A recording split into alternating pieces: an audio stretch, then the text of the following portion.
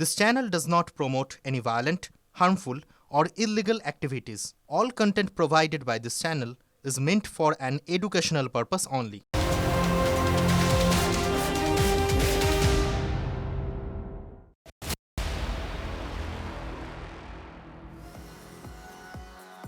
নমস্কার, টিভি9 বাংলায় আপনাদের আরও একবার স্বাগত জানাই। দুপুর 2টো মানেই আপনারা জানেন ফুল অ্যান্ড ফাইনালে আজ শর্মিষ্ঠার সঙ্গে আমি শুভজিৎ রয়েছি। আর রাত পোহালেই খসড়া বেরোবে এবং সেই খসড়া তালিকায় নাম আছে কিনা এই মুহূর্তে সব থেকে বড় প্রশ্ন। শর্মিষ্ঠা, আর সেই সংক্রান্ত সমস্ত বিষয় রাজ্যের বিভিন্ন জায়গা থেকে আমরা প্রতিনিধিদের সঙ্গে কথা বলবো, কারণ আমিও যথেষ্ট উদ্বেগে রয়েছি যে খসড়া তালিকায় আমার নাম থাকবে তো, কারণ আমরা তো তথ্য দিয়েছি। এবং এই তালিকা আমরা কোথায় দেখতে পাবো? যাদের কাছে ইন্টারনেটের সুবিধা নেই তারা কিভাবে দেখতে পারবেন বা জানতে পারবেন তার নাম খসড়া তালিকায় রয়েছে কিনা? যদি না থাকে তার জন্য কি কি করতে হবে, পুরো একেবারে ওভারঅল সমস্ত তথ্য এই আগামী 1 ঘন্টায় কিন্তু আমরা তুলে ধরবো শুভজিৎ। তবে সবার প্রথমে আমার সঙ্গে রয়েছেন আমার সহকর্মী শ্রাবন্তী। তোমার কাছে আমি প্রথমেই জানতে চাইবো যে কটা থেকে আমরা খসড়া তালিকা দেখতে পারবো, কোথায় কোথায় দেখতে পারবো, আর কোথাও ভয়ের বিষয় নেই তো যদি এই তালিকায় নাম না থাকে? শর্মিষ্ঠা, আগামীকাল বেলা 12টার মধ্যে এই খসড়া তালিকা অনলাইনে দেখা যাবে। নির্বাচন কমিশন সূত্রে খবর, বিএলওরা যেহেতু তাদের কাছে এই তালিকা থাকছে, আজকে থেকেই বিএলওরা এই তালিকা অনেকে দেখতে পাচ্ছেন। বিএলও অ্যাপে এই তালিকা এসে গেছে এবং সেখানে কতজনের নাম বাদ গেছে তারাও আলাদা করে দেখতে পাচ্ছেন। অর্থাৎ একটা বুথে যদি ধরা যাক 1000 ভোটার হয়, বিএলও এখনো পর্যন্ত মোটামুটি বুঝতে পারছেন কাদের নাম বাদ গেছে এবং সেক্ষেত্রে কি করণীয় তিনি কথা বলে জেনে নেবেন।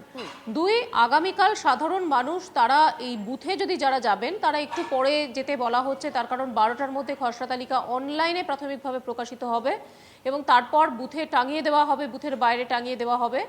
সেটা হয়তো আরেকটু বেশ কিছু সময় লাগতে পারে, এটা কিছুটা এগিয়েও আসতে পারে এই টাইমটা, সেটার জন্যই আপাতত কাজ করছেন এই ইসিআই কর্তারা। আর একই সঙ্গে এনুমারেশন ফর্ম যারাই ফিল আপ করেছেন তারাই আগামীকাল খসড়া তালিকায় নিজেদের নাম দেখতে পারবেন, ভয়ের কোনো কারণ নেই। যারা দেখতে পাচ্ছেন না তারা সঙ্গে সঙ্গে নিজেদের বিএলওদের সঙ্গে কথা বলবেন এবং পরবর্তী সময় ফর্ম 6 সেটি ভর্তি করা যাবে, তার সঙ্গে একটা অ্যানেক্সচার দেওয়া হবে, সেটা অনেকটা এনুমারেশন ফর্মের মতোই দেখতে, সেটাও তারা ফিল আপ করে জমা দেবেন। সেক্ষেত্রে ভয়ের কিছু নেই। আমার একটাই প্রশ্ন যেটা বলছিল যে আগামীকাল দুপুর 12টা বা তার একটু আগে থেকেই সমস্ত প্রশ্নের উত্তর পাওয়া যাবে যে খসড়া তালিকায় আমার নাম রয়েছে কিনা, আর যদি আমার নাম না থাকে তাহলে আমার জন্য কি সেটা আরো একটা আলাদা তালিকা থাকবে? মানে যাদের নাম বাদ যাচ্ছে তাদেরও কি তালিকা থাকছে একটা আলাদা করে, যে তাদের নাম বাদ যাচ্ছে তাদের কি কি করতে হবে, তাদের কোন ফর্ম ফিল আপ করতে হবে, এটার কি আলাদা তালিকা? দেখো, সেই তালিকাটা এক্ষুনি দেওয়া হবে কিনা, আগামীকাল করে ওঠা যাবে কিনা সেটা নিয়ে এখনো নিশ্চিত হওয়া যায়নি। তবে আগামীকাল 12টার মধ্যেই অনলাইন যে রয়েছে প্ল্যাটফর্মগুলো সেখান থেকে খসড়া তালিকা সকলেই দেখতে পাবেন বলে আশা করছে কমিশন।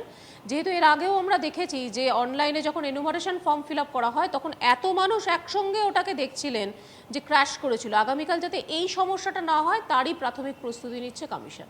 একদম আগামীকাল দুপুর 12টা কি তার একটু আগে থেকেই খসড়া তালিকা আপনারা দেখতে পাবেন এবং স্বাভাবিকভাবে রাজ্যের বিভিন্ন প্রান্তে কি অবস্থা রয়েছে আমরা সেই তথ্য তুলে ধরছি। শুভজিৎ, এবার আমরা কোন দিকে নজর রাখবো? এবার এসআইআরে কলকাতার কোন কোন বিধানসভায় মূলত কত নাম বাদ পড়তে পারে এই প্রশ্নটা এই মুহূর্তে বড় আকার ধারণ করেছে। কমিশন সূত্রে এখনো পর্যন্ত যা খবর পাওয়া যাচ্ছে সেটা আপনাদের আমি জানাবো।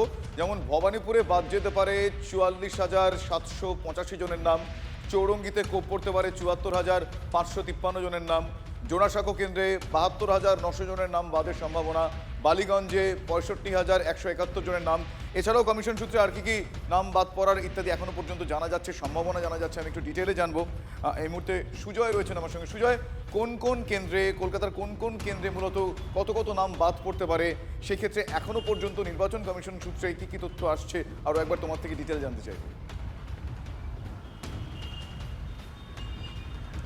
তবে স্বাভাবিকভাবেই প্রত্যেকটি জায়গা থেকে যে সমস্ত মৃত ভোটার রয়েছে এবং যারা শিফটেড ভোটার, যেহেতু কলকাতায় সংখ্যাটা অনেক বেশি শিফটেড ভোটারের ক্ষেত্রে, সেক্ষেত্রে শিফটেড ভোটারের ক্ষেত্রে আগামীকাল যে পূর্ণাঙ্গ যে খসড়া তালিকা সেই তালিকা প্রকাশ হওয়ার পর বিষয়টা আরও স্পষ্ট হবে।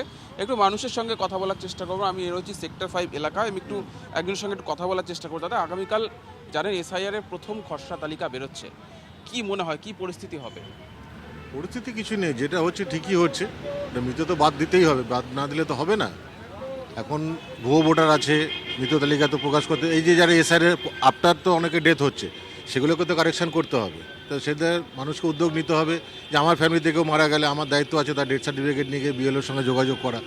এটা তো না করলে তো হবে না, কারণ যে উদ্যোগটা সেন্ট্রাল গভর্নমেন্ট নিচ্ছে বা ইলেকশন কমিশন নিচ্ছে, এটা তো ঠিকই উদ্যোগ নিয়েছে, কারণ এতদিন যেটা হয়নি। তাহলে এখন দেখা যাবে যে স্বচ্ছ তালিকা বেরোলে যে কার কেটে গেল, এবার অনেকে ভয় পাচ্ছে যে আমাকে যে কিন্তু আপনাকে একটু থামাচ্ছি, একটা অংশ এটা প্রতিবাদ করছে, বিরোধিতা করছে, তারা বলছে যাতে ভুয়ো কারোর নাম বাদ না যায়, একটা আতঙ্কের পরিবেশ।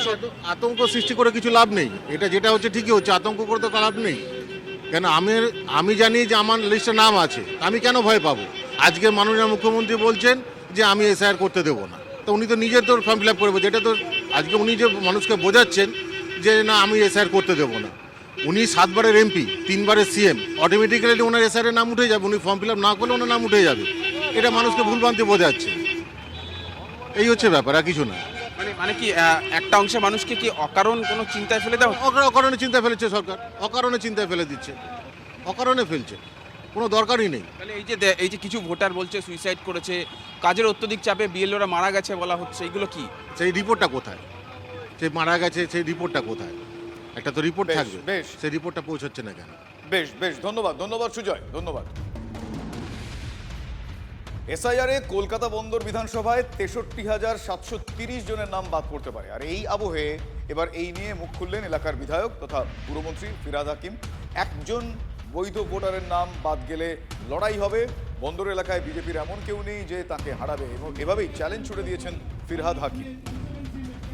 ফাইনাল লিস্ট আর বেরোক, আমি দেখিনি, দেখে নিয়ে যদি একটাও জেনুইন ভোটারের নাম বাদ হয় সেটা নিয়ে লড়াই হবে। দরকার হলে আমরা, আমাদের পার্টি ঠিক করবে, আমরা লড়াই নিয়ে যাবো।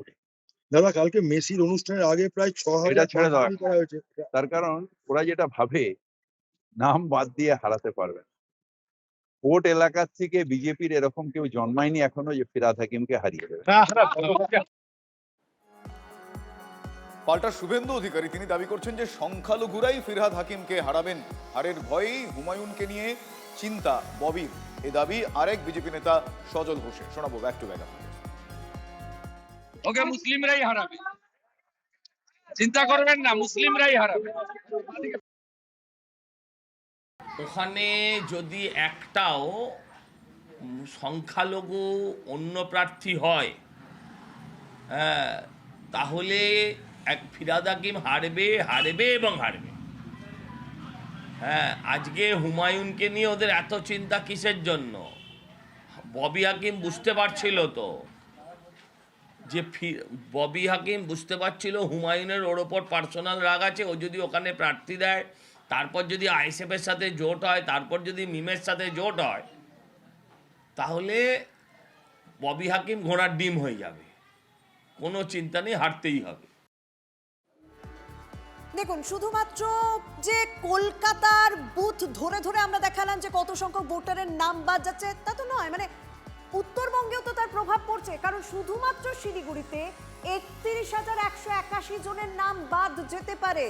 ডাবগ্রাম ফুলবাড়ি কেন্দ্রে বাদ যেতে পারে 38,395 জনের নাম। এরকম বহু জায়গা রয়েছে উত্তরবঙ্গে যেখানে এত সংখ্যক ভোটারের নাম বাদ যাচ্ছে। আমার সঙ্গে রয়েছেন শিলিগুড়ি থেকে আমার সহকর্মী প্রসেনজিৎ। আগামীকাল 12টা কি তার ঠিক একটু আগে থেকে খসড়া তালিকা আমরা দেখতে পারবো, ভোটাররা মানে যারা অপেক্ষায় রয়েছে যে সেই তালিকা আমাদের নাম রয়েছে কিনা। উত্তরবঙ্গের মানুষ তাদের কি প্রতিক্রিয়া? কারণ সেখানেও বাংলাদেশি বা অনুপ্রবেশের একটা অভিযোগ বারবার উঠে এসেছে এবং তথ্যও সেরকম হচ্ছে, বেশ কিছু নাম বাদ যাচ্ছে সেখান থেকে। দেখো, গত কয়েকদিন ধরে বিস্তর দৌড়ঝাঁপের পর মানুষজন কিন্তু তাদের তথ্যগুলো জমা দিয়েছেন, এবং যে কথাটা তুমি বলছিলে উত্তরবঙ্গেও প্রচুর মানুষের নাম বাদ যেতে পারে। শুধু শিলিগুড়িতে সংখ্যাটা 31,000-এর আশেপাশে।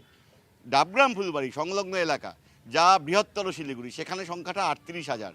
স্বাভাবিকভাবে এই সাধারণ মানুষগুলো, তাদের কাছে যেমন অগ্নি পরীক্ষা তাদের নামটা আছে কিনা দেখে নেওয়া এবং ফাইনালি স্বস্তির শ্বাস ফেলা, একই সঙ্গে রাজনৈতিক দলগুলোর কাছেও কিন্তু বড় একটা অগ্নি পরীক্ষা দু দলের কাছে, বিজেপি বনাম তৃণমূল। কারণ আগামী নির্বাচনে এই কত নাম বাদ যেতে পারে সেই অঙ্কটা ভোটের ফলাফলে ফারাক আনতে পারে। আমি এবার কথা বলি সাধারণ মানুষের সঙ্গে। প্রথমে কতটা উদ্বেগ আতঙ্কের মধ্যে আছেন যে ফাইনালি নামটা থাকছে? তো উদ্বেগ তো প্রচণ্ডই আছি আমরা, তো যা যা আমাদের লিস্টে চেয়েছে সব কিছুই আমরা জমা দিয়েছি। এখন দেখা যাক লিস্টে নামটা আসছে কি না। কালকে তো বেরোবে একটা লিস্ট শুনছি। মানে লিস্ট বেরোলেই দেখে নেবেন? হ্যাঁ, ওই নামটা দেখার জন্য এখন মানে একটা অপেক্ষা। একদম। আমি একবার আপনাদের সঙ্গে কথা বলি, আপনারা যারা রাজনীতি করেন, বিশেষ করে শাসক দল, মানে নিজের ঘরের নামটা থাকবে কিনা, এবং যেহেতু আপনার স্ত্রী কাউন্সিলর, মানে পাড়ার মানুষের ভিড়ও বোধ হয় আপনার বাড়িতে। একটা তো আতঙ্ক আছে নিজের পরিবারের, যে আগামীকাল যে লিস্ট বেরোবে সেই লিস্টে আমাদের নাম থাকবে কিনা। আর বিশেষ করে আমার স্ত্রী যেহেতু কাউন্সিলর, সকাল বিকাল রাত্রি হলেও প্রতিটা লোক এসে জিজ্ঞাসা করে যে আমাদের লিস্টে নাম থাকবে কিনা। এটা একটা আতঙ্ক তো আছেই পাবলিকের ভিতরে। সব যথাযথ থাকবে নাকি? যদি আমাদের ওয়ার্ডের যদি কোনো নাগরিকের নাম বাদ যায়, আমরা 23 নম্বর ওয়ার্ডের যে আমাদের যে কাউন্সিলর আছে এবং আমাদের ওয়ার্ড কমিটি আছে, আমরা সবসময় এই নাগরিকদের পাশে থাকবো, যে যাতে তাদের একদম নামটা সেরকমই তথ্যগুলো তো আপনাদের কাছে আছেই। সেরকমই তথ্য রয়েছে, শুধুমাত্র অনলাইনে নয় অফলাইনেও খসড়া তালিকা পাওয়া যাবে, প্রত্যেকটা বুথে পাওয়া যাবে, এবং যারা জনপ্রতিনিধি রয়েছেন বা রাজনৈতিক দলের প্রতিনিধি রয়েছেন তাদের কাছেও একটা করে হার্ড কপি বা সফট কপি থাকবে। আমার সঙ্গে রয়েছেন এই মুহূর্তে রাজনৈতিক বিশ্লেষক অধ্যাপক ঝন্টু বড়াই। ঝন্টুবাবু, আপনার কাছে আমি জানতে চাইবো যে এই যবে থেকে এসআইআর শুরু হয়েছে তবে থেকে আতঙ্ক, আশঙ্কা, উদ্বেগ, রাজনীতি এই শব্দগুলো শোনা গেছে। তার পাশাপাশি অদ্ভুত অদ্ভুত কিছু অভিযোগও দেখেছি, যেমন বাবা 63, ছেলের বয়স 68 বা 59। আপনার কি মনে হচ্ছে প্রাথমিক খসড়া তালিকায় সবকিছু মানে মানুষের আস্থা বা যে একটা অপেক্ষা রয়েছে সেটা ঠিকঠাক পূরণ হবে, স্বচ্ছ হবে তালিকা? আপনার কি অবজারভেশন? দেখুন ইসি কিন্তু নির্বাচনের প্রত্যেকটি স্তরের প্রতি কিন্তু দায়বদ্ধ। কেন্দ্রীয় নির্বাচন কমিশন এবং রাজ্য নির্বাচন কমিশনের আধিকারিকরা যে কায়দায়, আমি খুব ক্লোজ ওয়াচ করে আপনাকে বলছি, যে ওরা যে কায়দায় দিনরাত এক করে তাদের সমস্ত কিছু বিসর্জন দিয়ে এই খসড়া তালিকা তৈরি করতে যাচ্ছে। রাজনীতির নেতারা হারজিতের অঙ্কটাকে এসআইআর এর অঙ্কে দেখছে। আমরা কিন্তু মানে এটাকে এসআইআর মানে ভারতবর্ষের সংবিধানের মৌলিক অধিকার, অর্থাৎ ভোটাধিকার। 16 নম্বর পার্টটায় স্পষ্টত বৈধ ভোটার মানে বৈধ নাগরিক বা ভাইস ভার্সেস, অর্থাৎ এসআইআর শুদ্ধিকরণটা দেশের মৌলিক অধিকারকে রক্ষা করার প্রশ্ন। ফলে একটা সুন্দর, সঠিক, আপাত সঠিক, পুরোপুরি না হলো সর্বোচ্চ সঠিক তালিকা তৈরি করার আরেক নাম এসআইআর। এবার দ্বিতীয় এই যে প্রত্যেকটা স্তরের প্রতি দায়বদ্ধ নির্বাচন কমিশন, তার সংবিধানের প্রতি দায়বদ্ধ, সেখান থেকে দাঁড়িয়ে এসআইআর এ আপাতত যে নামগুলো বিভিন্ন ক্রাইটেরিয়া আপনি দেখাচ্ছেন, 5টা ক্রাইটেরিয়া বা ইন্ডেক্স বা ভেরিয়েবলস এর মধ্যে দিয়েই তো নামগুলো কাটা যাবে। এই স্ট্যান্ডার্ডিটি গুলো maintain, death, shifted voter, untraceable voter, form জমা দেয়নি, তারপরে ডুপ্লিকেট ভোটার, এই 5টা সাব ক্যাটাগরির মধ্যে থেকে যাদের নাম কোনো কারণে বাদ যাবে তার কস্টটাও নির্বাচন কমিশন সংবিধান এবং সুপ্রিম কোর্টের ভার্ডিক্ট অনুযায়ী দেখাতে বাধ্য, শোনাতে বাধ্য, লিখে দিতে বাধ্য।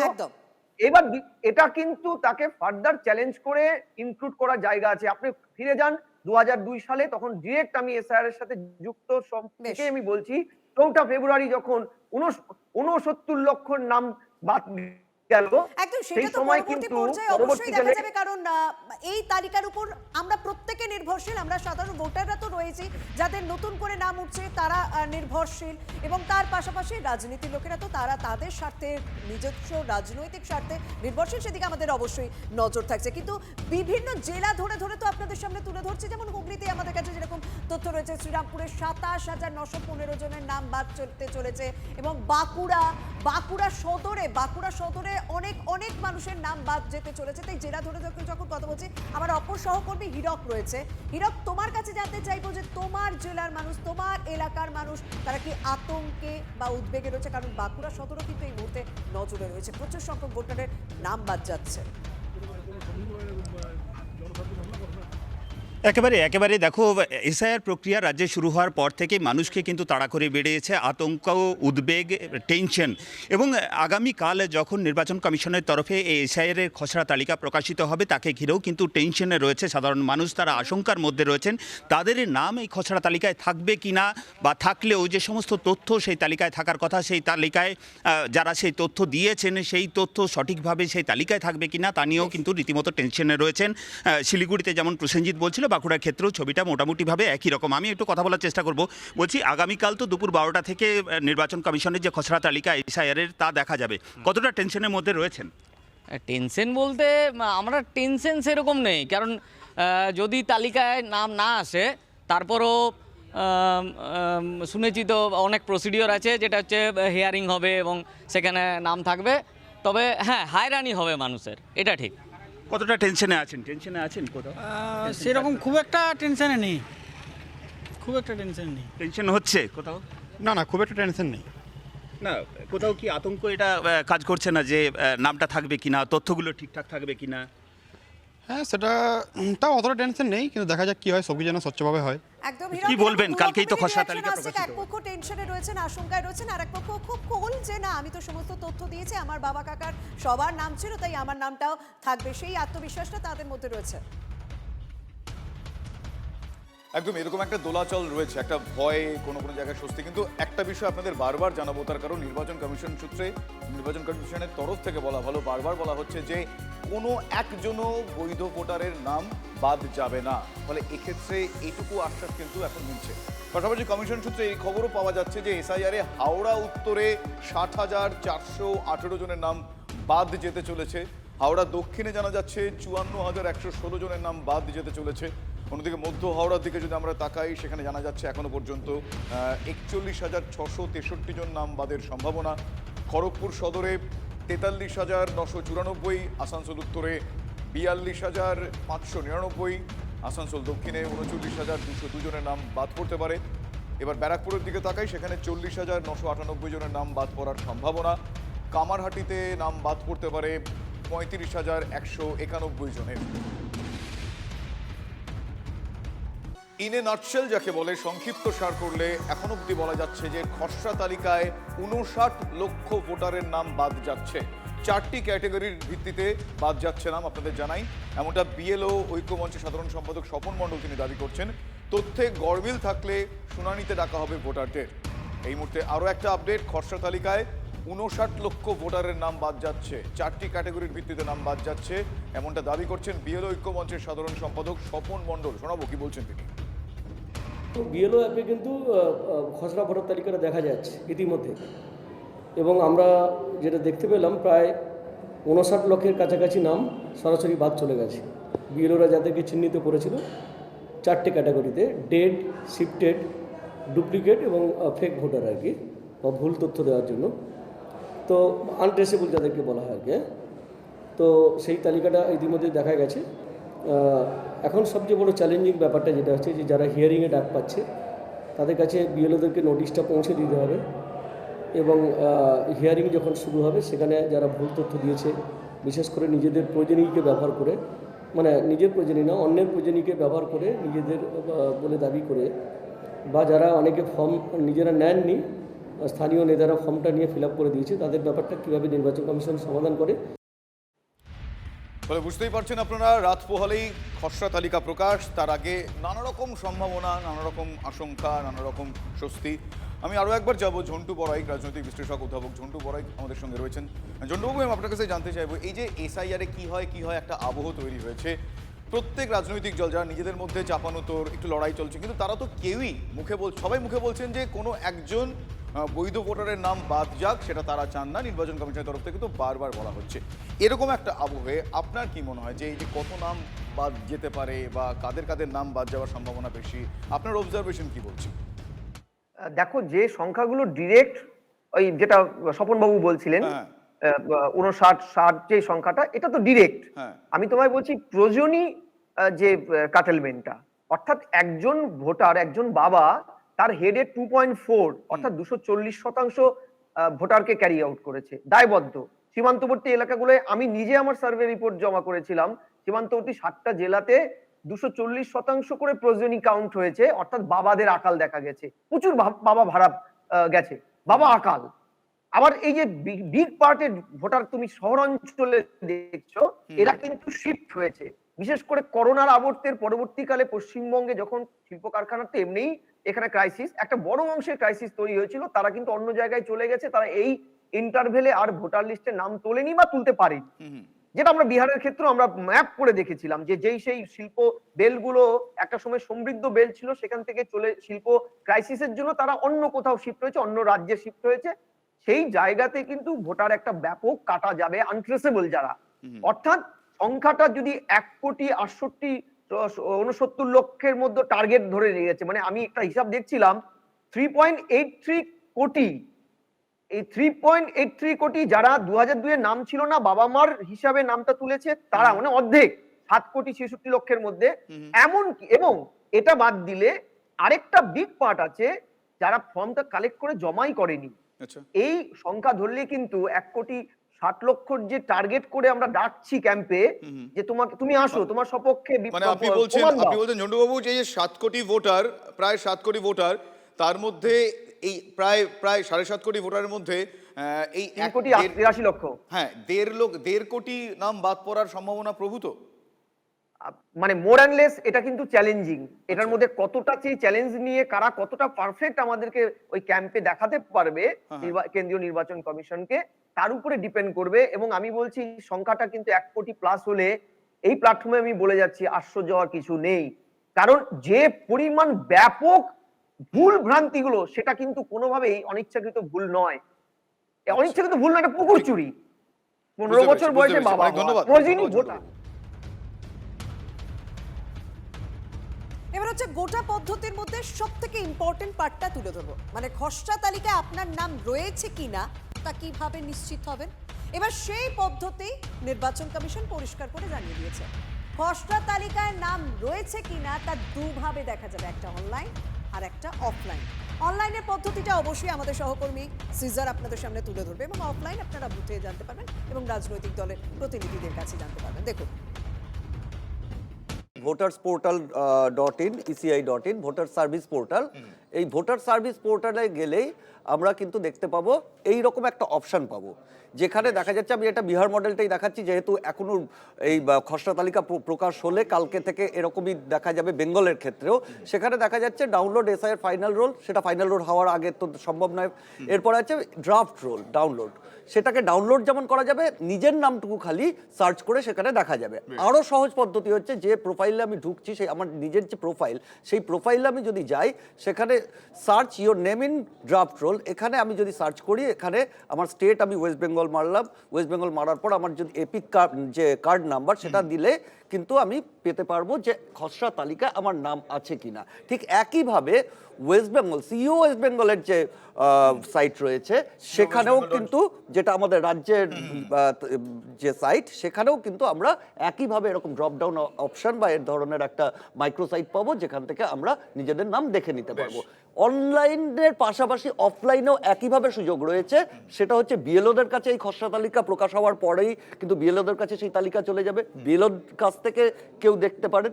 এবং কমিশন যেটা নির্দেশ দিয়েছে, প্রত্যেকটা ভোট কেন্দ্র বা বুথ, যেটা যে এলাকার যেখানে বুথ, সেখানেও এই তালিকা প্রকাশ করে সেটা দেওয়ালে টাঙানো থাকবে। দেখুন, কাল খসড়া তালিকা প্রকাশ, আজও ভোটারের নথি জমা নেওয়া হচ্ছে, সেরকমই তো খবর পাওয়া যাচ্ছে। ডানকুনি, যেখানেও বেশ কয়েকবার আমরা বাংলাদেশিদের দেখিয়েছিলাম যে তারা নিজেরাই বলছেন আমরা এখানে দীর্ঘদিন ধরে রয়েছি, সেখানে কি অভিযোগ উঠছে জানেন? কমিশনের নিয়ম ভেঙে ক্যাম্প করে নথি নিচ্ছেন বিএলও। কি করে নেওয়া হচ্ছে? আমার সঙ্গে রয়েছেন আমার সহকর্মী আশিক, তোমার সনদ, তোমার সঙ্গে আমি, আমাদের সহকর্মী সনদ আমাদের সঙ্গে রয়েছেন। সনদ, তোমার কাছে আমি একটুখানি জানতে চাইবো যে সবকিছু তো হয়ে গেছে, কালকে রাত পোহালে আর কিছুক্ষণ পর আমরা খসড়া তালিকা দেখতে পাবো, এখন কিসের ভিত্তিতে হঠাৎ করে এরকম নথি নিচ্ছেন বিএলও? একদমই সবিস্তারিত, এটা ডানকুনি পৌরসভার 20 নম্বর ওয়ার্ডের ঘটনা, অর্থাৎ 295 নম্বর বুথ। সেই বুথে দেখা যাচ্ছে সেই সংশ্লিষ্ট বিএলও তিনি হঠাৎ করে সকাল থেকে একটি ক্যাম্প করেছিলেন। সেই ক্যাম্পে তিনি এলাকার বাসিন্দাদের নথি দিচ্ছিলেন, এবং তার পাশেই দেখা যায় একটি লিস্ট টাঙানো ছিল, যেখানে সম্ভাব্য এসআইআর যে গণনা, সেই গণনার লিস্ট থেকে বাদ পড়তে পারেন এরকম কিন্তু নাম দেয়ালে টাঙিয়ে দেওয়া হয়েছিল, এবং তাদেরই নাকি ডকুমেন্ট সংগ্রহ করছিলেন ওই বিএলও। যদিও আমরা যেসব প্রশ্নগুলো করি, তাকে কেন ক্যাম্প করা হয়েছে, তিনি কেন এসআইআর প্রক্রিয়া শেষ হয়ে যাওয়ার পর কেন তিনি সেই নথি সংগ্রহ করছেন, এইসব প্রশ্ন কিন্তু সমস্ত প্রশ্ন এড়িয়ে যান ওই সংশ্লিষ্ট বিএলও।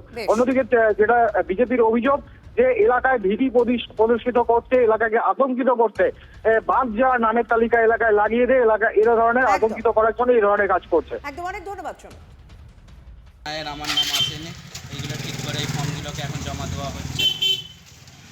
এই লিস্টটা কে টানালো? এই জিনিসটা যেটা নাজিবুলটা গিয়েছিল এই জিনিসটা, যাতে লোকের দেখতে সুবিধা হয় যে কার নামগুলো এসেছে। সবাই তো বাড়ি বাড়িতে গিয়ে বলা সম্ভব না, তার জন্য প্রথম জমা হয়ে গেছিলো, তার জন্য ফের নাম এসেছে, ফের এইগুলো আমরা জমা করছি নতুন করে। কাকে জমা দেবে এটা? এটা গিয়ে স্কুলে জমা দেওয়া হচ্ছে।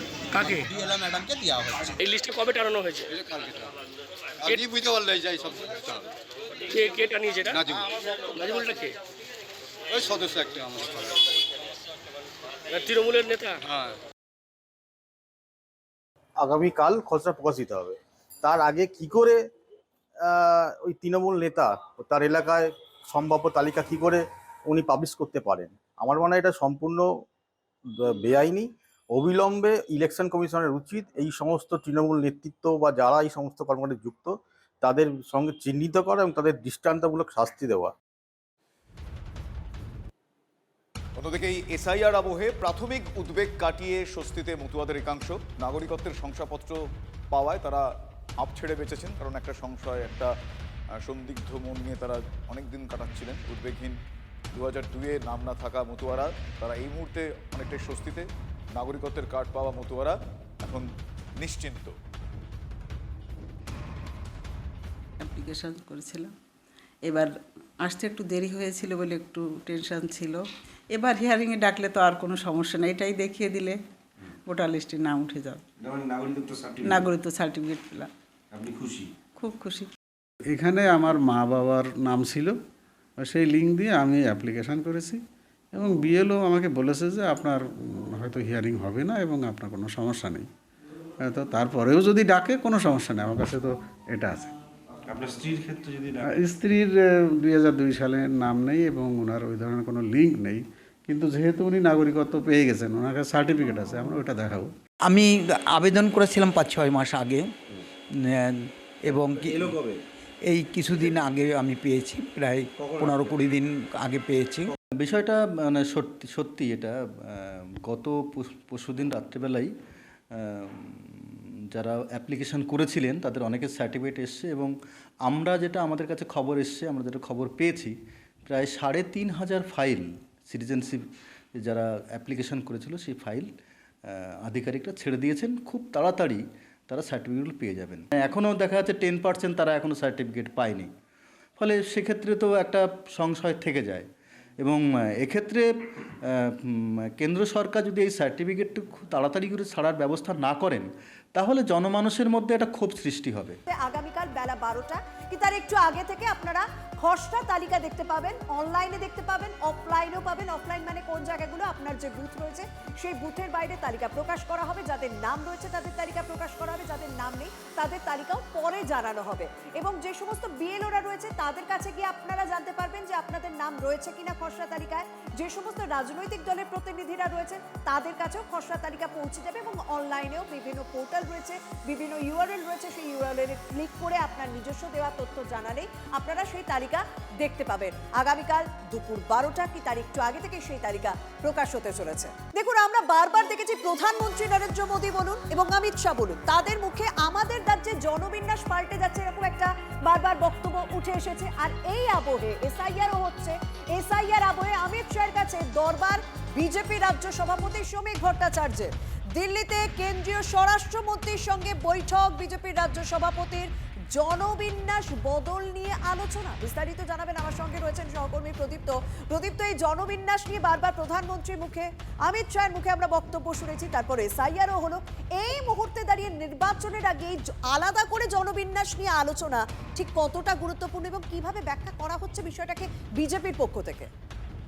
দেখো, এই জনবিন্যাস বদলে যাচ্ছে, এই অভিযোগ বারংবার বঙ্গ বিজেপি যেমন তুলেছে, তুমি যেমনটি বললে প্রধানমন্ত্রী, স্বরাষ্ট্রমন্ত্রী তারাও বলেছে। এবং এই আবহে শুধু শ্রমিক ভট্টাচার্য যাননি, তিনি সঙ্গে করে নিয়ে গেছেন ঝাড়খণ্ডের রাজ্যসভার সাংসদ দীপক প্রকাশকে। অর্থাৎ এবার বিজেপির যে বক্তব্য তা হলো যে জঙ্গলমহলের জনবিন্যাস বদলে যাচ্ছে, পুরুলিয়ার জনবিন্যাস বদলে যাচ্ছে। এতদিন কিন্তু তাদের অভিযোগ ছিল যে উত্তর 24 পরগনা, দক্ষিণ 24 পরগনা, মুর্শিদাবাদ, নদিয়া, মালদা যেটা বাংলাদেশ লাগোয়া, কিন্তু এবার তাদের অভিযোগের জায়গাটা ঝাড়খণ্ড এবং পশ্চিমবঙ্গে কিভাবে জনবিন্যাস বদলে যাচ্ছে সেই বিষয়কেই তারা অমিত শাহকে জানিয়েছেন। অর্থাৎ জঙ্গলমহলের জনবিন্যাসকেও যে ভোটের ইস্যুতে বিজেপি তুলে ধরতে চায় সেটা স্পষ্ট হলো আজকে শ্রমিক ভট্টাচার্যের এই দেখা করার মধ্যে দিয়ে। প্রদীপ্ত, তুমি আমাদের সঙ্গে থাকো। ঝাড়খণ্ড মানে একদম পশ্চিমবঙ্গ লাগোয়া রাজ্য, ঝাড়খণ্ড, ঝাড়গ্রাম, মেদিনীপুরের একাংশ, পুরুলিয়ার একাংশ জঙ্গলমহলের মধ্যে পড়ছে। সেই জায়গাতে এবার জনবিন্যাস বদলে যাচ্ছে এরকম একটা দাবি করা হচ্ছে। ভোটের আগে এটা কত বড় ইস্যু, স্বাভাবিকভাবেই চর্চা। আমার সঙ্গে রয়েছেন এই মুহূর্তে তৃণমূল কংগ্রেসের মুখপাত্র তন্ময় ঘোষ। তন্ময়, আপনি শুনলেন যে শ্রমিক ভট্টাচার্য তিনি এবার জনবিন্যাসের বিষয় নিয়ে আলোচনা করেছেন অমিত শাহের সঙ্গে, এবং কিন্তু স্পেসিফিক্যালি তিনি বলছেন ঝাড়খণ্ড, এবং ঝাড়খণ্ড বলে আমাদের রাজ্যেরও কিছুটা অংশ জঙ্গলমহলের জনবিন্যাস পাল্টে যাচ্ছে। কি বলবেন, আপনারা কিভাবে দেখবেন?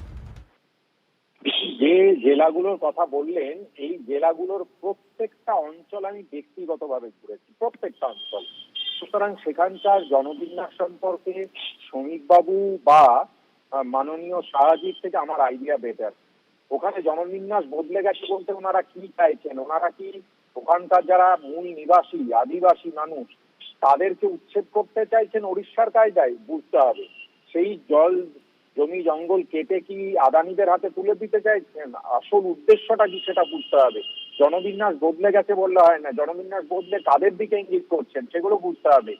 ভয়ঙ্কর ভাবে বাংলাকে নিয়ে তারা খেলাধুলা শুরু করেছেন। একসময় বলছিলেন রোহিঙ্গা মুসলিম, এখন বলছেন জঙ্গলমহল। তাদের আসল উদ্দেশ্যটা হচ্ছে বাংলাকে আগামী ডিলিমিটেশনে অপ্রান্তীয় করে দেওয়ার চেষ্টা তারা শুরু করেছেন। এই অসাধু উদ্দেশ্য বাংলার জন্য আগামী দিনে ভয়ঙ্কর হতে চলেছে। বাংলার মানুষ ধন্যবাদ। এবং ভীষণভাবে উল্লেখযোগ্য যে জায়গাগুলোর কথা উল্লেখ করা হয়েছে রাজনৈতিক বিশ্লেষকদের মতে এইটাও, কারণ ঝাড়খণ্ডের ওই অংশে মিমের একটা যথেষ্ট প্রভাব দেখা গিয়েছিল। সেগুলোই কি এই মুহূর্তে চর্চার কেন্দ্রে, আলোচনার কেন্দ্রে? এই প্রশ্ন এই মুহূর্তে রাজনৈতিক মহল তুলতে শুরু করেছে। অন্যদিকে এই আবহে মানে ভোটার তালিকা সংশোধন নিয়ে একটা ইঙ্গিতপূর্ণ মন্তব্য করলেন শুভেন্দু অধিকারী। তিনি বললেন ব্রেকফাস্ট হবে কাল, তারপর লাঞ্চ, বিকেলে চা পান, তারপর ডিনার। 14ই ফেব্রুয়ারি কমপ্লিট, ঠিক এভাবেই মন্তব্য করলেন বিরোধী দলনেতা। ফের মাইক্রো অবজারভার ওয়েবকাস্টিং এর সওয়াল করলেন শুভেন্দু অধিকারী। আমি শোনাবো কি বলেছেন তিনি। সবে সকাল ব্রেকফাস্ট হবে, কালকে লাঞ্চ হবে, তারপরে চা খাবে বিকালে, তারপর ডিনার হবে, তারপর তো 14 ফেব্রুয়ারি। মাইক্রো অবজারভার না থাকলে, ওয়েবকাস্টিং ক্যামেরা না থাকলে সুষ্ঠুভাবে হতে পারে না। অন্তত সব ব্লকে হবে না। এখানে করে নেব, এখানে করতে এলে চামড়া তুলে দেবে পাবলিক। অন্য জায়গায় পারবে না, মারপিট করবে, কুচবিহারি করবে, সাউথ চব্বিশ পরগনা করবে। আরো একবার আমি শোনাবো কি বলেছেন। তবে তার আগে বলি, এই ভোটার তালিকার সংশোধন নিয়ে এই মুহূর্তে যে ইঙ্গিতপূর্ণ মন্তব্য করছেন শুভেন্দু অধিকারী, তিনি বলছেন ব্রেকফাস্ট হবে কাল, তারপর লাঞ্চ, বিকেলে চা পান, তারপর ডিনার। 14ই ফেব্রুয়ারি কমপ্লিট, মন্তব্য বিরোধী দলনেতা। আরো একবার শুনুন কি বলেছেন শুভেন্দু অধিকারী। সবে সকাল ব্রেকফাস্ট হবে, কালকে লাঞ্চ হবে, তারপরে চা খাবে বিকালে, তারপর ডিনার হবে, তারপর তো 14 ফেব্রুয়ারি। মাইক্রো অবজারভার না থাকলে, ওয়েবকাস্টিং ক্যামেরা না থাকলে সুষ্ঠুভাবে হতে পারে না। অন্তত সব ব্লকে হবে না। এখানে করে নেব, এখানে করতে এলে চামড়া তুলে দেবে পাবলিক। অন্য জায়গায় পারবে না, মারপিট করবে, কুচবিহারি করবে, সাউথ চব্বিশ পরগনা করবে। আপনারা শুনলেন শুভেন্দু অধিকারী তিনি কি বলছেন। এই মুহূর্তে আমার সঙ্গে টেলিফোন লাইনে রয়েছেন তৃণমূল কংগ্রেসের রাজ্য সহ সভাপতি জয়প্রকাশ মজুমদার। জয়প্রকাশ বাবু, শুভেন্দু অধিকারীর মন্তব্যে তিনি বলছেন যে আগামীকাল ব্রেকফাস্ট হবে, তারপর লাঞ্চ, তারপর ডিনার। পাশাপাশি তিনি এটাও বলছেন যে এখানে কিছু করতে পারবে না, করতে আসলে চামড়া গুটিয়ে নেব। তার এই মন্তব্যের এই দুটো ভাগ কিভাবে দেখছেন আপনি, কি প্রতিক্রিয়া? শুনুন, এক তো হচ্ছে এরা ওই চামড়া গোটাতেই পারে, হুমকি ধমকি, মানুষের মনে আতঙ্ক, আত্মহত্যা করছে, আতঙ্কে মানুষ। এই হচ্ছে শুভেন্দু অধিকারী বা অমিত শাহর কন্ট্রিবিউশন। কিন্তু যে ব্রেকফাস্টের গল্পটা বলেছেন না, আমি ওনাকে মনে করিয়ে দিতে চাই আপনাদের মাধ্যমে যে 2021-এই এই গল্প হয়েছিল। উনি কেন বলছেন যে ওই ফেব্রুয়ারি মাসের ডেটে কেন বলছেন যে লাঞ্চ ডিনার? মে মাসেই তো আসল ঘটনা, যখন এখানকার 26-এর রেজাল্ট বেরোবে, বিধানসভার রেজাল্ট বেরোবে, সেই দিন উনি পশ্চিমবঙ্গে থাকবেন। তো গতবার 2021-এ কিন্তু পালিয়েছিলেন, এবং আমি ছিলাম তখন বিজেপিতে। ওই 2021-এর 2রা মে কাউকে খুঁজে পাওয়া যায়নি। এই যে বড় বড় বাতেলা দেওয়া শুভেন্দু অধিকারীকেও খুঁজে পাওয়া যায়নি, যে হার স্বীকার করে মমতা বন্দ্যোপাধ্যায়কে অভিনন্দন জানানো, সেটা অমিত শাহকে দিল্লি থেকে বলতে হয়েছিল জয়প্রকাশ বাবু আপনি বলে দিন, বিজেপির হেড অফিস থেকে আমি সেটা বলেছিলাম দাঁড়িয়ে থেকে, শুভেন্দু বাবুর মতন পালিয়ে যেতে হয়নি আমাকে। কিন্তু আমার কথা হচ্ছে এবারকার মে মাসে যখনই রেজাল্ট বেরোক তখন শুভেন্দু অধিকারী কোথায় ব্রেকফাস্ট করবেন, কোথায় ডিনার করবেন, পালিয়ে দিল্লিতে যাবেন কি, এইটা যেন ভেবে রাখেন। এখনকার এই মাঝখানের এইসব কথা নিয়ে আমরা কোনো উত্তর দেব না। আসল খেলা হবে যেদিন রেজাল্ট বেরোবে। খুব সাবধান শুভেন্দু বাবু, যেদিন বিধানসভার রেজাল্ট বেরোবে তখন কিন্তু আমরাও খুঁজবো আপনাকে। ধন্যবাদ জয়প্রকাশ বাবু আপনার প্রতিক্রিয়ার জন্য। আপনি দেখতে পাচ্ছেন না মুখ্যমন্ত্রী, আপনি ভালো করে টিভিতে দেখুন, চেহারাটা দেখুন। ভাইপো তো অলরেডি চলে গেছে আমেরিকায়। যে বলেছিল 1 লাখ লোক নিয়ে দিল্লি যাবে, সে দিল্লি না গিয়ে আমেরিকা চলে গেছে। কুণাল ঘোষের তো আগেই অভিযোগ করেছিলেন যে আমরা সব সামলাই, ভাইপো এসে পরে পোদ্দারি করে। আমি বলছি এরা সবাই আতঙ্কে আছে। আতঙ্কে আছে বলে আজকে কোথাও আপনি দেখবেন ওই মন্দিরে গিয়ে কোথাও মহাকাল মন্দির খুলছে, মানসিক অবস্থা ঠিক নেই।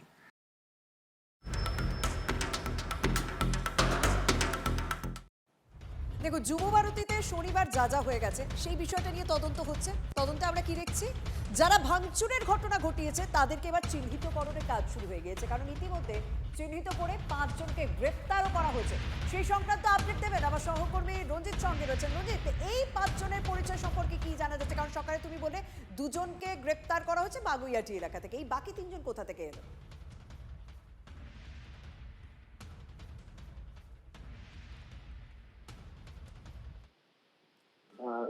এই ইনসিডেন্টটার ব্যাপারে আসছেন নাকি বাবা?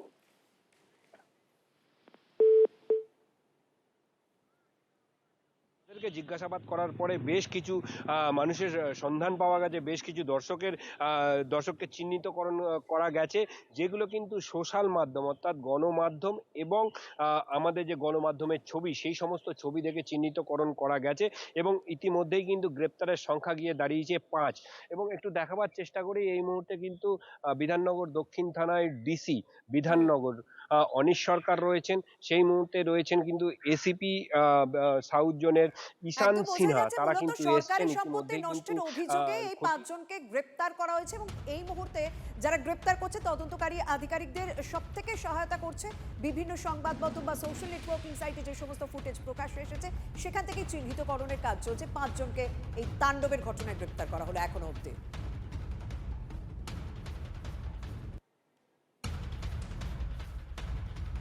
অন্যদিকে আরও একটা আপডেট দেবো, সেটাও তাণ্ডব। মেসির ঘটনা, মেসির শোয়ের দিন যেভাবে তাণ্ডব চালানো হয়, যে ঘটনা ঘটে আপনারা জানেন, সেই গোটা ঘটনায় আয়োজক সংস্থার 6 জনকে বিধাননগর দক্ষিণ থানার পুলিশের তরফ থেকে তলব করা হয়েছে। আজ দুপুরে তাদের ডাকা হয়েছে। ইভেন্ট ম্যানেজমেন্টের দায়িত্বে থাকা 6 জনকে, শতদ্রু দত্তের ইভেন্ট ম্যানেজমেন্ট যে গ্রুপ, সেই গ্রুপের দায়িত্বে যারা ছিলেন মোট 6 জনকে ডাকা হয়েছে, আজ তলব করা হয়েছে। মেসির শোয়ের দিন যে ঘটনা ঘটে, যে অব্যবস্থার অভিযোগ ওঠে, আপনারা জানেন সেদিনই শতদ্রু দত্তকে গ্রেফতার করে পুলিশ। পরবর্তীকালে তার 14 দিনের জেল হেফাজতের নির্দেশ দেয় আদালত, জামিন খারিজ হয়ে যায়। সেই শতদ্রু দত্তর যে ইভেন্ট ম্যানেজমেন্ট সংস্থা, সেই সংস্থার 6 জনকে তলব করা হয়েছে। আয়োজক সংস্থার 6 জনকে তলব করেছে বিধাননগর দক্ষিণ থানার পুলিশ। আজ দুপুরে তাদেরকে তলব করা হয়েছে। তাদেরকে কথা বলে তাদের সঙ্গে কথা বলে এই বিষয়টা আরও একটা খোলসা করতে চাইবেন তদন্তকারী আধিকারিকরা। এই মুহূর্তে লেটেস্ট আপডেট, ওই শতদ্রু দত্ত যিনি গ্রেফতার হয়েছেন আয়োজক সংস্থার মূল, তার ম্যানেজমেন্ট গ্রুপের 6 জনকে তলব করল পুলিশ।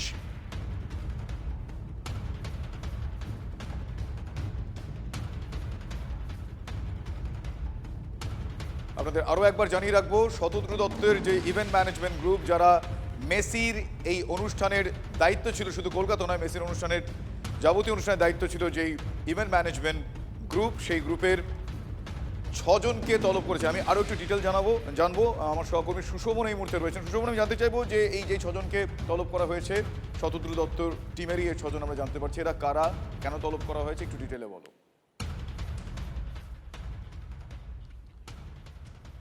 দেখো, শতদ্রু দত্ত হলো অর্গানাইজার, সুতরাং একজন অর্গানাইজার বিভিন্ন এজেন্সিকে দিয়ে কাজ করায়। ঠিক সেরকমই 6খানা এজেন্সিকে ইতিমধ্যেই তলব করা হয়েছে এবং এই 6খানা এজেন্সির থেকে যেটা জানার চেষ্টা করা হবে যে কারা কিভাবে এসছিল, কিভাবে টিকিট সেল হয়েছিল, যারা এসছিলেন তারা কোথা দিয়ে এসছিলেন, তারা যখন এন্ট্রি নিচ্ছেন তারা তখন কিভাবে নিচ্ছেন, ভেতরে যে প্রচুর জল বুথ বিক্রি হয়েছে, একাধিক লোক গেছে ভেতরে, এমনকি ফেন্সিংয়ের ভেতরে পর্যন্ত গেছে। অর্থাৎ এইখানে কি কি কোন কোন এজেন্সি তাদের ভূমিকা কী ছিল, কি কি কাজ হয়েছিল, শতদ্রু দত্ত কোথায় কিভাবে কাকে কাকে অ্যাপয়েন্ট করেছিল, অর্থাৎ একভাবে বলতে বুঝতে পেরেছি সেই যাবতীয় বিষয়গুলো। মানে এই ঘটনার পর আয়োজক সংস্থাকে কেন্দ্র করে তাদের নানাবিধ বিষয় নিয়ে, তাদের নানাবিধ বিষয়ে গলদ রয়েছে কিনা সেই যাবতীয় বিষয়গুলো খতিয়ে দেখার জন্যই আয়োজক সংস্থার এই 6 জনকে তলব করেছে পুলিশ। যুবভারতী কাণ্ডে রাজ্যের তদন্ত কমিটিকে এবার চ্যালেঞ্জ জানিয়ে হাইকোর্টে মামলা দায়ের হলো। ভারপ্রাপ্ত প্রধান বিচারপতির বেঞ্চে মামলা আইনজীবী সব্যসাচী চট্টোপাধ্যায়। চলতি সপ্তাহে মামলার শুনানির সম্ভাবনা রয়েছে। রাজ্য সরকারের তদন্ত কমিটিকে, সেই কমিটিকে চ্যালেঞ্জ জানিয়ে হাইকোর্টে মামলা, ভারপ্রাপ্ত প্রধান বিচারপতির বেঞ্চে এই মামলা দায়ের করেছেন আইনজীবী সব্যসাচী চট্টোপাধ্যায়। চলতি সপ্তাহে মামলার শুনানির সম্ভাবনা রয়েছে। আমি আপনাকে বলছি, নভেম্বর অক্টোবর মাসের মধ্যে 3টে রাজ্যে এই ভদ্রলোকের জিএসটির জন্য যে ইনপুট সার্ভিস তার একটা অ্যাকাউন্ট খোলা হয়। শতদ্রু 3 মাস সময়ের মধ্যে 3টে স্টেটে, দিল্লিতে, মহারাষ্ট্রে, অন্য একটা জায়গায় খোলা হয়েছে। আপনি যদি ব্রোশিওরটা দেখেন, দেখবেন 95 লাখ টাকা পর্যন্ত একটা অফার আছে অ্যাডভার্টাইজমেন্টের, যে 95 লক্ষ টাকা দিলে আপনি মেসির সাথে একটা ছবি তুলতে পারবেন, মেসির সাথে আপনি ডিনার করতে পারবেন, কর্পোরেট ডিনার। এই যে টাকাগুলো আসছে, টাকাগুলো কালেক্ট হচ্ছে, কেউ তো পে করছে আর কারুর অ্যাকাউন্টে তো যাচ্ছে।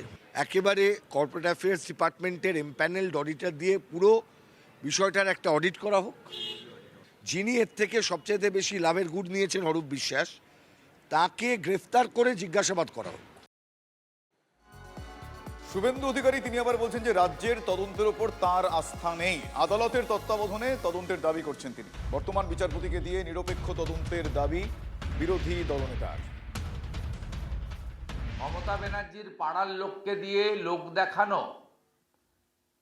তদন্ত কমিটি নয়, সিটিং জাজকে রেখে কলকাতা পুলিশ তথা বিধাননগর পুলিশ তথা পশ্চিমবঙ্গ পুলিশকে সরিয়ে রেখে নিরপেক্ষ তদন্ত করা দরকার, এটা আমরা কাল থেকে বলেছি। যুবভারতীর এই ঘটনা তা যে আদালত পর্যন্ত গড়াবে তা অনেকেরই জানা হচ্ছিল। হাইকোর্টে ইতিমধ্যে জনস্বার্থ মামলা দায়ের হয়েছে। মামলার জন্য আইনজীবী বিল্লধর ভট্টাচার্যের আবেদন। আমার সঙ্গে রয়েছেন আমার সহকর্মী কৌস্তব। এই বিষয়টা নিয়ে কেন্দ্র করে যে তদন্ত কমিটি রয়েছে সেটাকে চ্যালেঞ্জ করে আদালতে মামলা হয়েছে, এদিকে যে ঘটনাটা ঘটেছে তা নিয়ে জনস্বার্থ মামলা হয়েছে এবং সেটা আমরা প্রত্যেকেই অনুমান করেছিলাম যে এটা হতে পারে। কিন্তু এই মামলার ভবিষ্যৎ কি, এই মুহূর্তে তোমার কাছে কি আপডেটস রয়েছে? একদমই, দেখো, যুবভারতী ক্রীড়াঙ্গনে যে ঘটনা ঘটেছে মেসিকে দেখাকে কেন্দ্র করে এবং যে বিশৃঙ্খলার ছবি আমরা দেখতে পেয়েছিলাম, তাতে কিন্তু এখনো পর্যন্ত কলকাতা হাইকোর্টে আজকে 3টে মামলা দায়ের করা হয়েছে। আইনজীবী বিল্লধর ভট্টাচার্য তিনি জনস্বার্থ মামলা করেছেন বিচারপতি সুজয় পালের আন্ডারে এবং আগামীকাল তার সেই মামলার শুনানির সম্ভাবনা রয়েছে। এবং আরও একটি মামলা করেছেন আইনজীবী সব্যসাচী চট্টোপাধ্যায়। তিনি যে মামলাটা করেছেন যে যুবভারতী ক্রীড়াঙ্গনে যে এই ঘটনায় যে কমিটি গঠন হয়েছে সেই কমিটিকে চ্যালেঞ্জ জানিয়ে তিনি একটি মামলা দায়ের করেছেন। এই যে চলতি সপ্তাহ রয়েছে, চলতি সপ্তাহে কিন্তু সেই মামলা শুনানির সম্ভাবনা রয়েছে। অন্যদিকে আরও একটি মামলা দায়ের করা হয়েছে। আদালতে রয়েছে যুবভারতী বিশৃঙ্খলা, হাইকোর্টে জনস্বার্থ মামলায় পুলিশ কোনো তদন্ত করবে না এই রকম দাবি করছেন কিন্তু রাজ্য বিরোধী দলনেতা শুভেন্দু অধিকারী। পুলিশ কাউকে ধরবে না, তাই হাইকোর্টে মামলা করতে হয়েছে, দাবি বিরোধী দলনেতার। পুলিশ তদন্ত করবে না। 20 টাকার বোতল 200 টাকায় বেচেছে, 10 টাকার চিপস 100 টাকায়, সব অরূপ আর সুজিতের লোকেরা। পুলিশ এতে ধরবে নাকি? পুলিশের হাতে তদন্ত রাখা যাবে না, ওই জন্যই হাইকোর্টে গেছে। মামলার সংখ্যা কিন্তু বাড়ছে। ইতিমধ্যে আমরা আরো একটা আপডেট পাচ্ছি, সেটাও আপনাদেরকে জানাই, কারণ যুবভারতী কাণ্ডের 3য় মামলা হলো এবার হাইকোর্টে। সিবিআই এবং ইডিকে দিয়ে তদন্ত করতে হবে, এরকমই মামলা করেছেন আইনজীবী মৈনাক ঘোষাল। আয়োজকদের থেকেই টাকা নিয়ে স্টেডিয়াম মেরামতির দাবি। মেসিকে দেখতে যুব ভারতীতে উপস্থিত ছিলেন আইনজীবী মৈনাকো, তাই এবার তিনিও আদালতের দ্বারস্থ হলেন।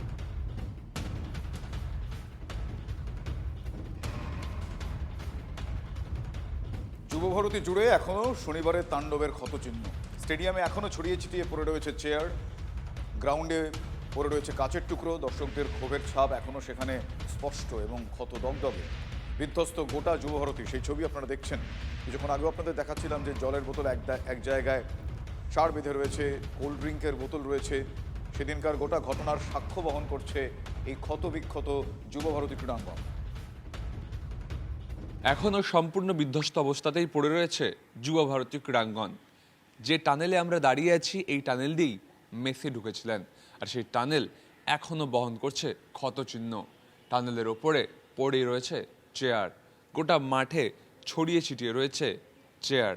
এখনও চেয়ার তোলার প্রক্রিয়াই শুরু হয়নি। এই টানেলের বিভিন্ন জায়গায় ছড়িয়ে ছিটিয়ে রয়েছে কাঁচ, এবং এই কাঁচের টুকরো গোটা স্টেডিয়াম জুড়ে। গোটা স্টেডিয়াম এখনও বহন করে চলেছে ধ্বংসলীলা।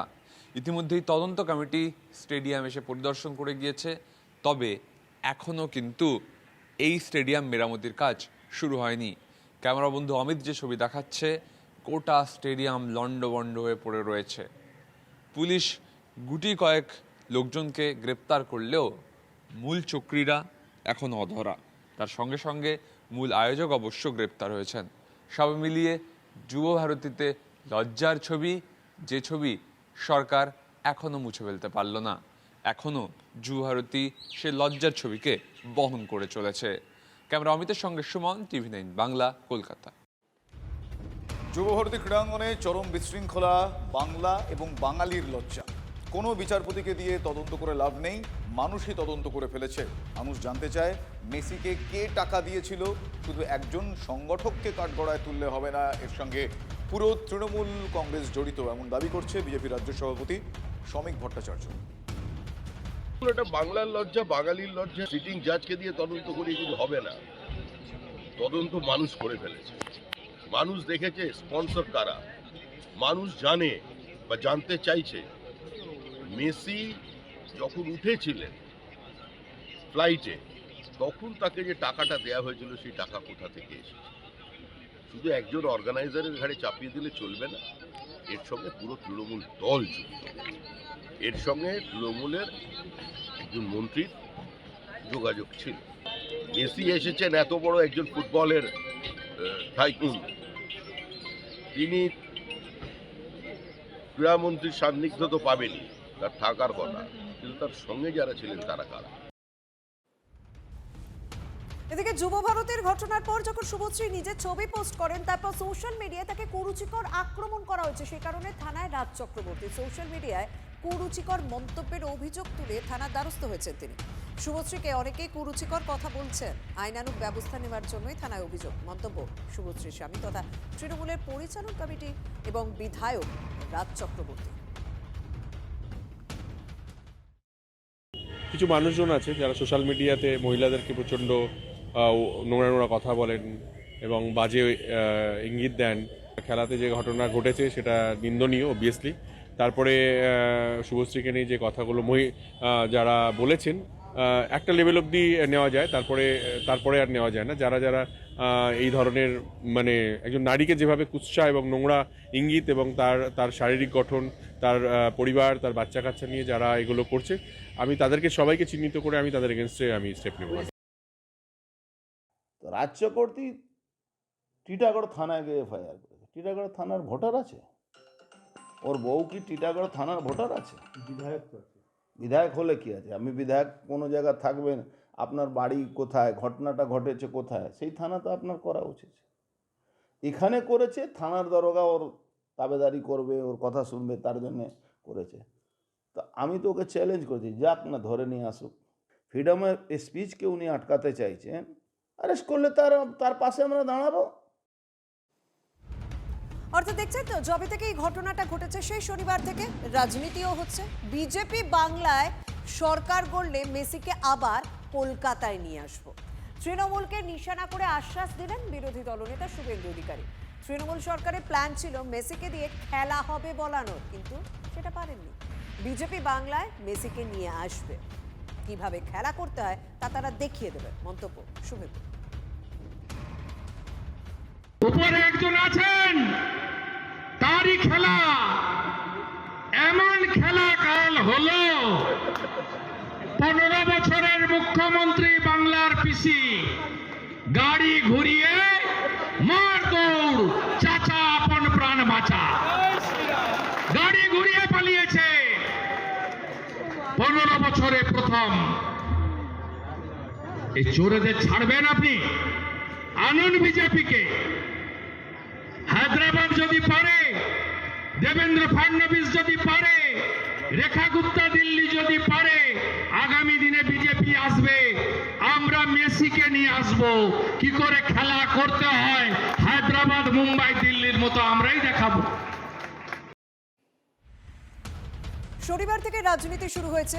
মেসির এই রাজ্যে আসা, যুব ভারতীতে প্রবেশ, তারপর যে ঘটনা ঘটেছে সেই সমস্ত বিষয় শুরু থেকে এখনো পর্যন্ত রাজনীতির পারদ একটু একটু করে চলেছে। আর তারপর শুভেন্দু অধিকারী তিনি এই বক্তব্য রাখছেন। আমার সঙ্গে রয়েছেন এই মুহূর্তে তৃণমূল কংগ্রেসের মুখপাত্র তন্ময় ঘোষ। তন্ময়দা, শুভেন্দু অধিকারী স্পেসিফিক বলছেন যে বাংলায় বিজেপি সরকার করবে, তারপর মেসিকে আনবে। আর আপনাদের নাকি প্ল্যান ছিল মেসিকে দিয়ে খেলা হবে বলানো, সেটা পারেননি।